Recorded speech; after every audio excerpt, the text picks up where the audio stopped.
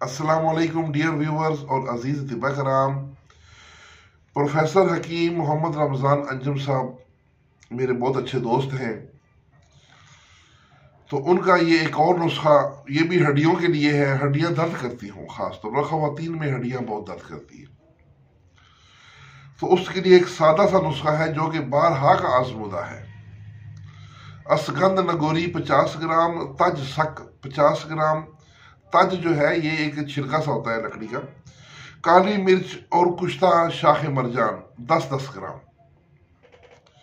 तमाम अज्जा बारीक सफूफ और पाउडर कर लें और खल करें। मिकदार खुराक 1 से 2 ग्राम सुबह शाम हमरा दूध दें। ये नुस्खा अतिया किया प्रोफेसर हकीम मोहम्मद रमज़ान अंजुम साहब फ्राम जड़ावाला। उनके लिए खसूसी दुआओं की दरखास्त। वस्सलाम।